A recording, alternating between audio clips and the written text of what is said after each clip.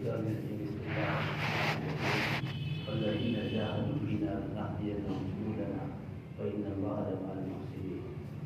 قال الله تبارك وتعالى في حديث القدسي يا عبدي أنت تريد وأنا أريد وما يقول إلا ما أريد وإن تسلم لي فيما أريد كفيتك فيما تريد وإن لم تسلم لي فيما أريد أطعمتك فيما تريد ولا يكون إلا ما أريد. صدق الله العظيم. سبحان ربك رب العزة عما يصفون وسلام على المرسلين والحمد لله رب العالمين. اللهم صل على محمد النبي الأمي وعلى آله وصحبه وسلم بعدد كل ذرة ألف مرة. اللهم صل على محمد النبي الأمي وعلى آله وصحبه وسلم بعدد كل ذرة ألف مرة. اللهم صل على محمد النبي الأمي وعلى آله وصحبه وسلم بعدد كل ذرة ألف مرة.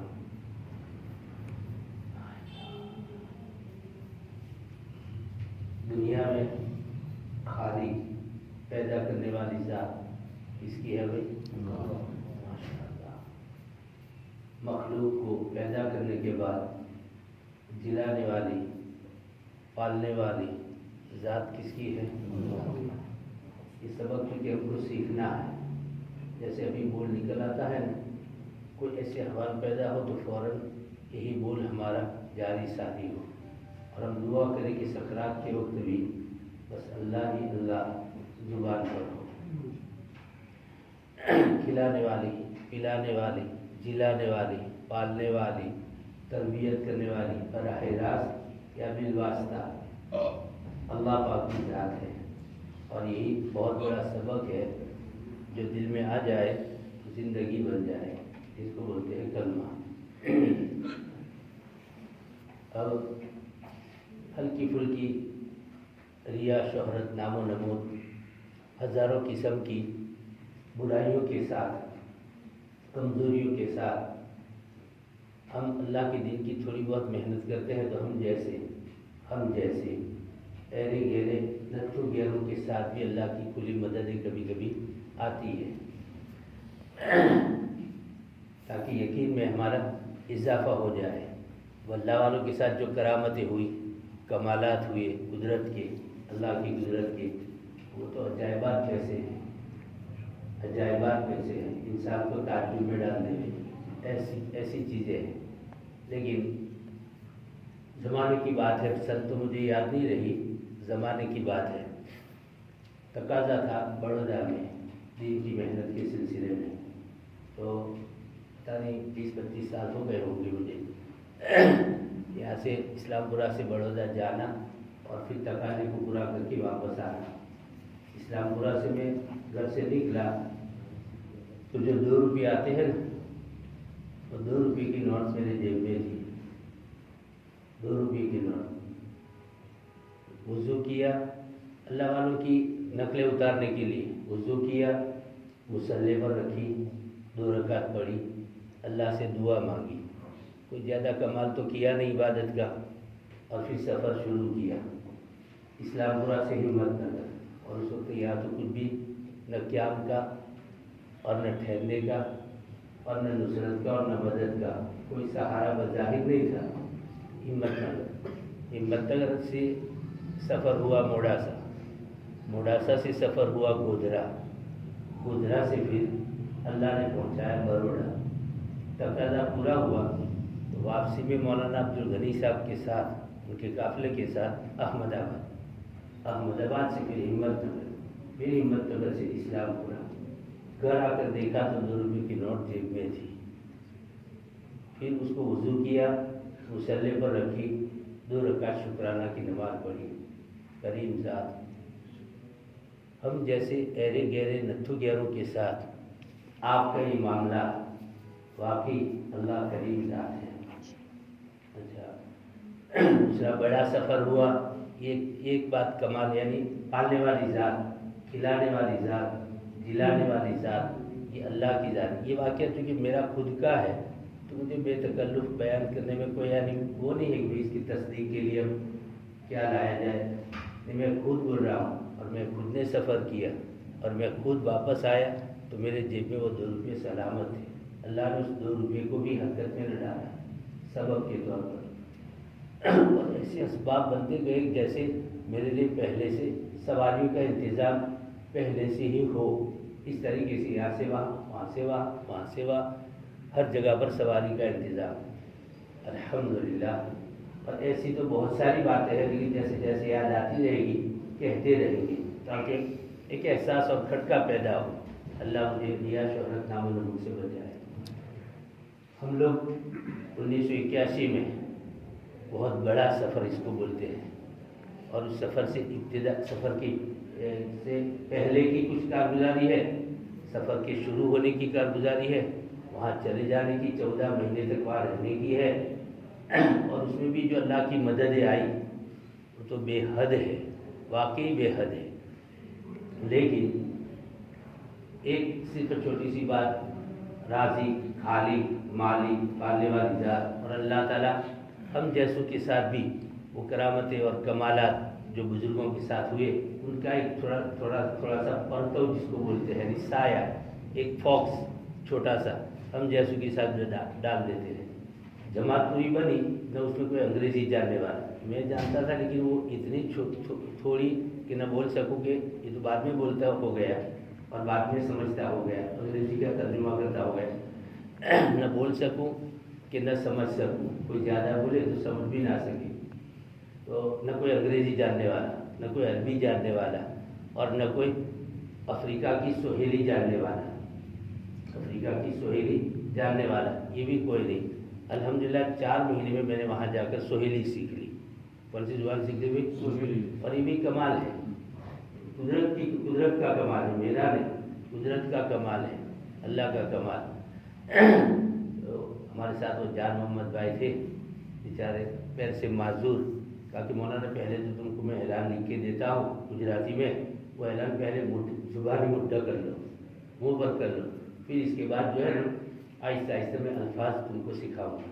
پہلے اعلان لکھ کر دیا انہوں نے، تو اس میں 3 دن کے 2 دن لگے مجھے، پھر اس کو سمجھا. سمجھنے کے بعد میں نے کئی مرتبہ اس اعلان کو کیا، ڈگزانگو نوزیوانگو نرفیکیانگو بعد احسانہ تیڈیلیا منینو مہم و احسانہ تپاٹا فائدہ انشاءاللہ تو سبیلی کے لوگ. یہ اعلان انہوں نے اتنا صرف لکھ کے دیا، اور پھر اس کے بعد تو ماشاءاللہ اللہ نے زبان کھول دی اور سکھا دی.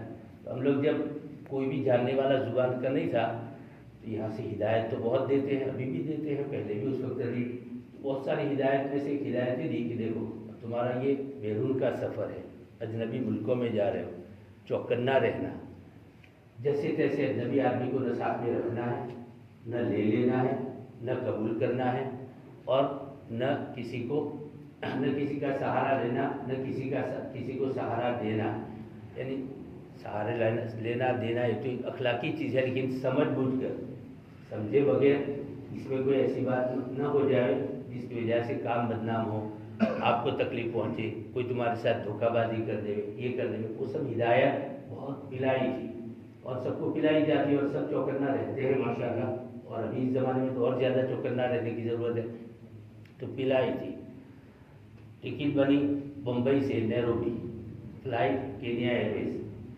اب ہم رات کو 11 بجے وہاں اترنے کا ٹائم تھا، اترنے کا ٹائم ابھی تک مجھے پکا یاد ہے، رات کو 11 بجے اترنے کا ٹائم. اچھا فون اس زمانے میں ہے، وہ تو ایئرپورٹ سے بھی فون کرو، یہ کرو، تو تھا نہیں سسٹم. تو پہلے سے فون پر سب میسیج فیکس پر کمپلیٹ ہو گئے، اور وہاں کے ذمہ داروں نے بول دیا کہ ابھی ہمارے کینیا میں ذرا وہ ہو گیا تھا، اس وجہ سے رات کو ہم ایئرپورٹ پر جماعت کو لینے نہیں آئیں گے. جماعت کو برابر ترغیب دے دو کہ رات کو پوری رات ایئرپورٹ پر رہے، اور صبح انشاءاللہ چائے ناشتہ لے کر ہم لینے آئیں گے. پوری رات 11 بجے وہاں پر اترے. ہل اسٹیشن ہے نیروبی، اتنا اونچا، ٹھنڈی اتنی کہ واقعی پتہ نہیں تھا، ٹھنڈی اتنی کہ بہت زبردست کی. اترے تو سب کالا کالا منظر، یعنی لوگ کالے کالے، نہ زبان سمجھے نہ وہ کرے. سب ساتھی پورا امیگریشن وغیرہ ہو جانے کے بعد کسی ایک جگہ پر بیٹھے.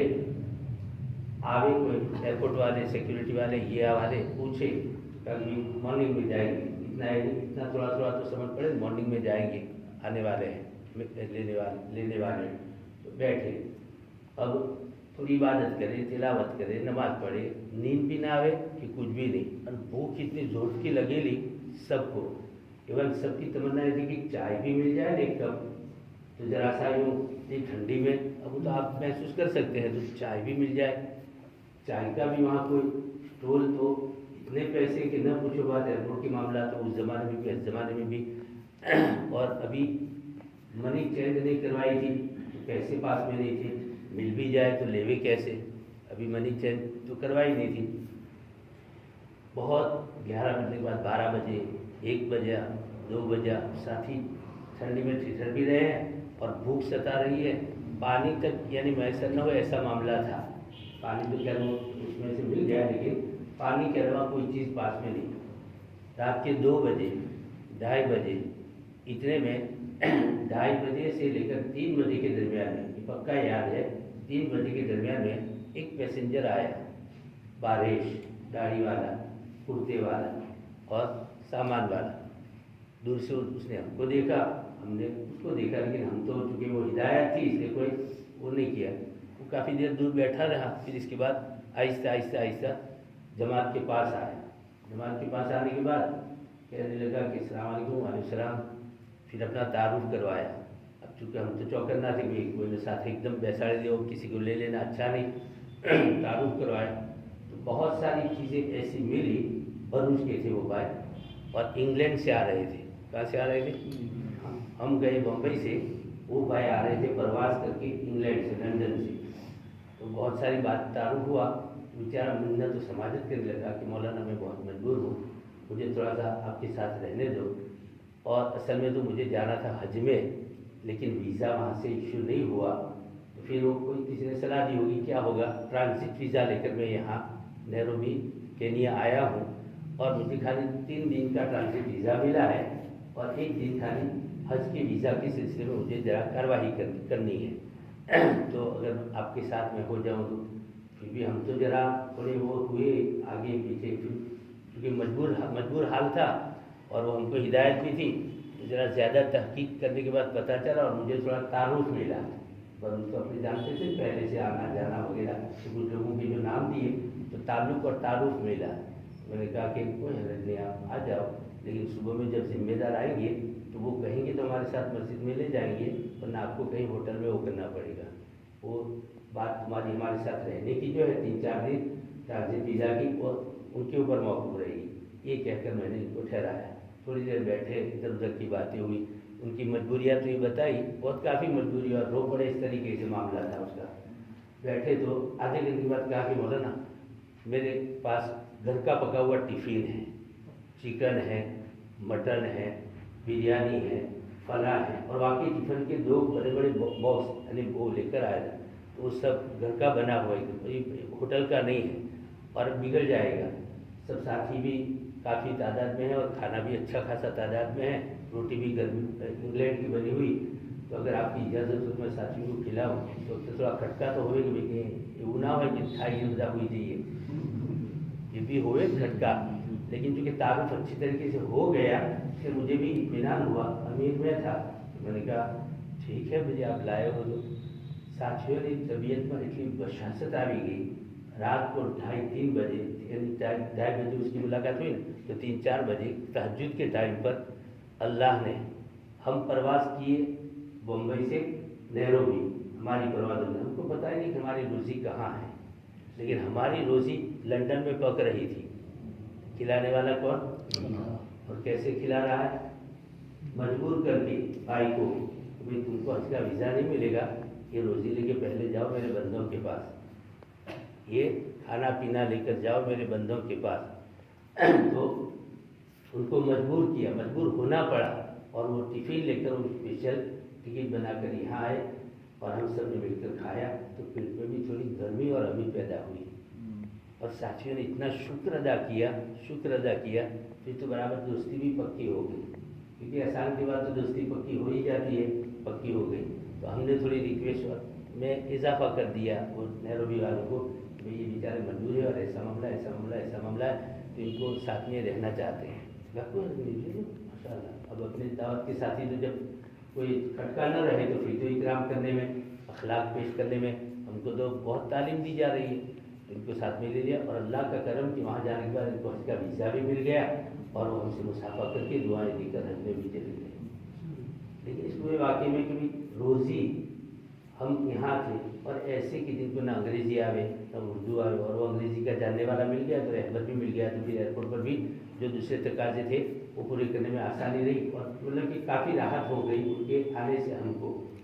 تو یہ روزی روٹی کا معاملہ کھلانے والی ذات اللہ پاک کی ہے. اب ہم جیسے اہل غیر وغیرہ کے ساتھ بھی اللہ پاک کی ایک کرامتی اور قدرتی تعاون اور مدد کی شکلوں کو دیکھ کر واقعی دل کے اندر میں اطمینان کر لینا چاہیے کہ اللہ اگر ہم تیرے بن گئے تو ہمارا ہی ہے، تو ہمارا بن جائے گا.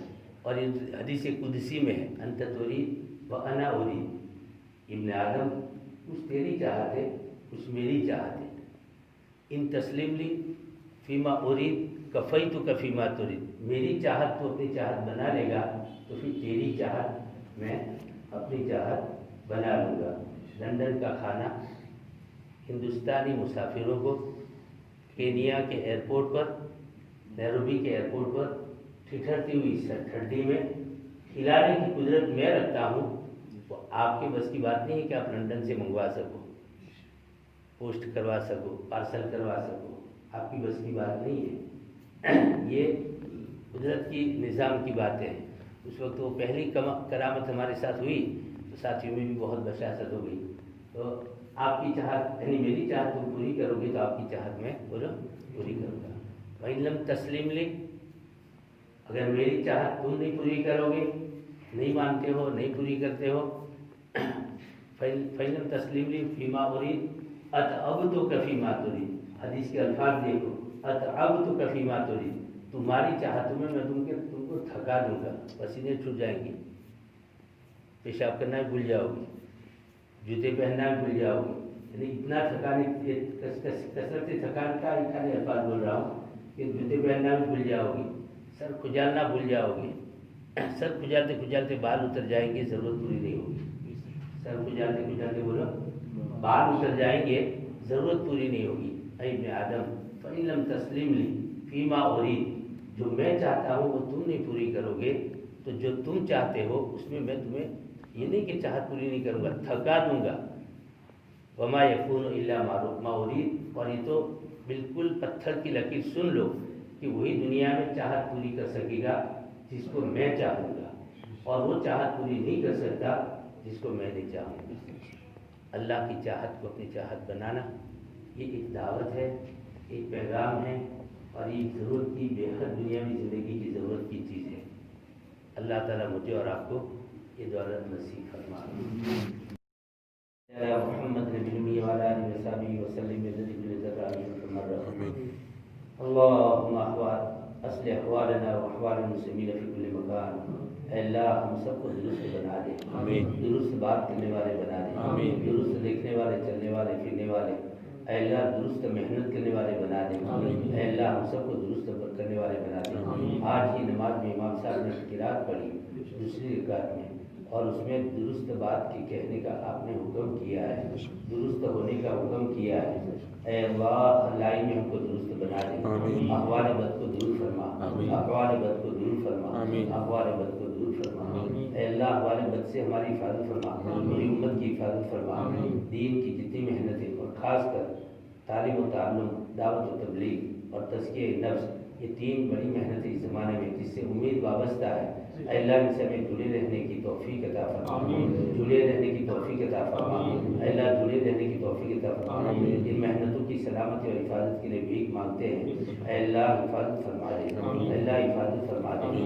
اے اللہ شان و شوکت کے ساتھ ان محنت کو جاری اور ساری فرما دے. اے اللہ تمام بندشیں دور فرما، تمام رکاوٹیں دور فرما.